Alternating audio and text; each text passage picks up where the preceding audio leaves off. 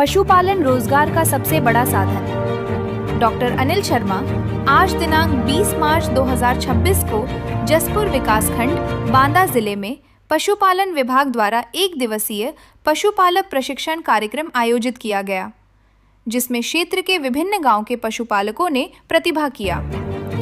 इस अवसर पर ग्राम विकास फाउंडेशन के अध्यक्ष डॉक्टर अनिल शर्मा ने कहा कि पशुपालन को उद्योग की दृष्टि से किया जाए तो यह रोजगार का सबसे बड़ा साधन हो सकता है। इसी क्रम में पशु चिकित्साधिकारी डॉक्टर रविंद्र सिंह राजपूत ने पशुपालन विभाग की विभिन्न योजनाएं जैसे सहभागिता योजना, नंदिनी योजना, मिनी नंदिनी योजना आदि योजनाओं के बारे में विस्तृत जानकारी देते हुए लाभ लेने की अपील की है। इस कार्यक्रम के अवसर पर पशुपालक अनूप सिंह, गौतम शर्मा, विवेक यादव, राम नारायण, धर्म सिंह, ओम प्रकाश यादव, दिलीप सिंह, अशोक कुमार आदि लोग मौजूद रहे। कार्यक्रम के अंत में प्रदीप कुमार फार्मासिस्ट ने सभी का आभार व्यक्त किया। संवाददाता मुलायम चंद, बांदा।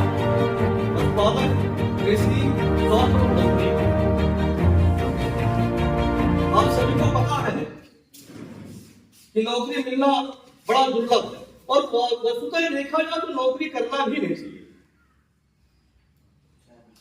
क्यों?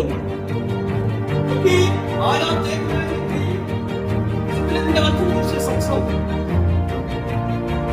वो बिजनेस में, लेकिन हम लोगों ने कभी इस पशुपालन व्यवसाय को उद्योग की दृष्टि से नहीं लिया। हमने इस पशुपालन की दृष्टि से किया है कि हम अपने घर में पशु पालें, उनका दूध निकालें, उनकी सेवा करें और उस दूध से अपने घर का जीवन यापन करें। लेकिन ऐसा नहीं। जिस दिन हम इस पशुपालन व्यवसाय को, पशुपालन के जाल एक व्यापार समझ देंगे, लोग समझ देंगे और हम ये तय कर लेंगे कि अगर हमें एक पशु से 5 लीटर दूध उत्पन्न होता है, निश्चित रूप से अगर हम 5 पशु पालेंगे तो 25 लीटर दूध उत्पन्न होगा और उससे आय की इनकम बढ़ेगी। क्योंकि पहले की मानसिकता क्या हुआ करती थी कि हम पशु पालेंगे, उसका दूध उत्पन्न करेंगे और उसका दूध किसी को बेचेंगे।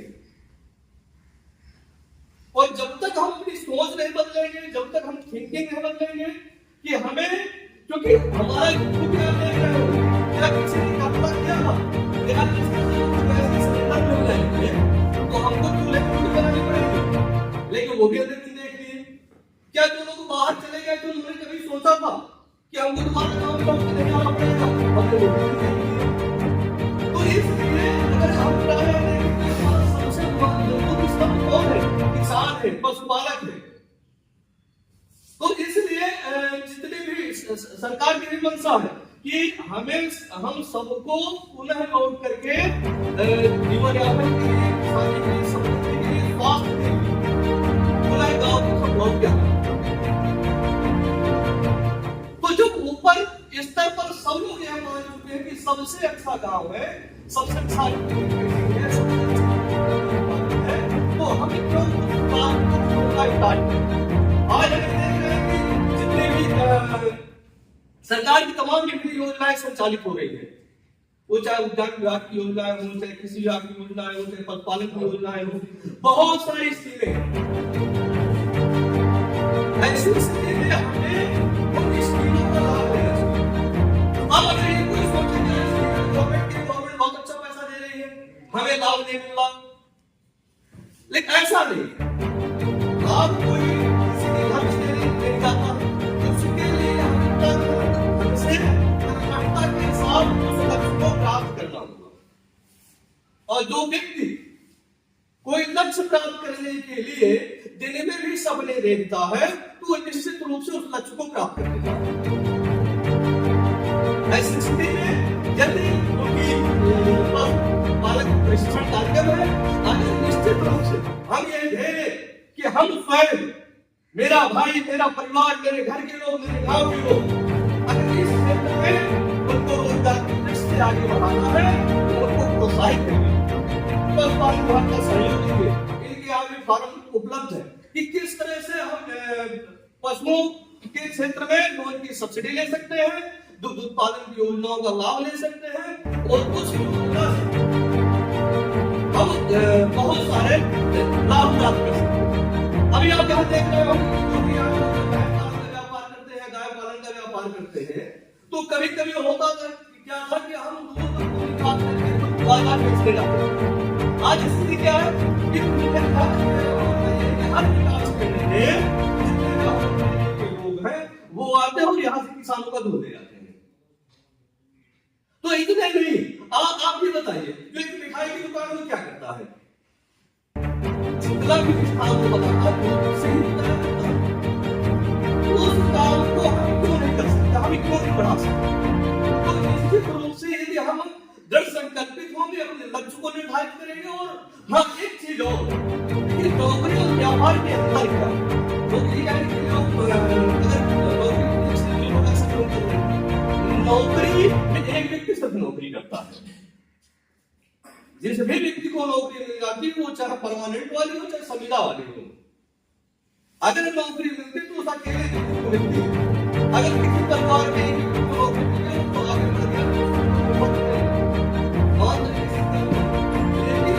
व्यापार, अगर हम किसी उद्योग को आगे बढ़ाते हैं, उस क्षेत्र में व्यापार करते हैं, तो निश्चित रूप से इस लेवल पर सक्षम हो जाते हैं कि पास तक उनको रोजगार देने की सक्षम हो जाते हैं।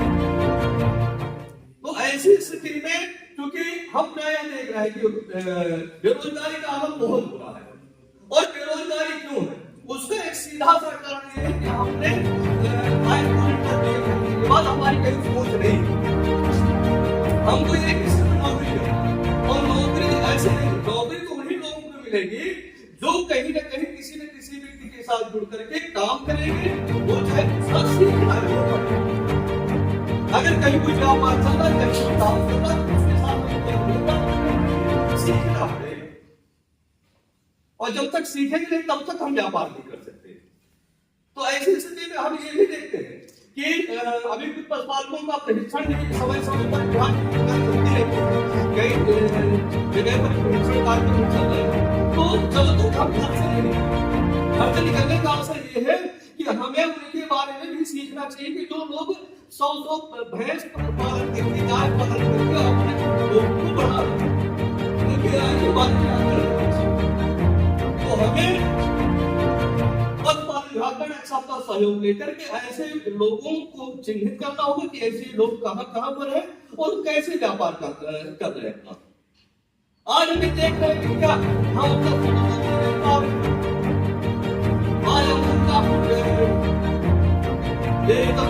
बहुत सारे बात मिल रहे हैं, 100 ग्राम मट्ठा 12 रुपए 15 रुपए का मिल रहा है, पैकेट वाला दूध मिल रहा है।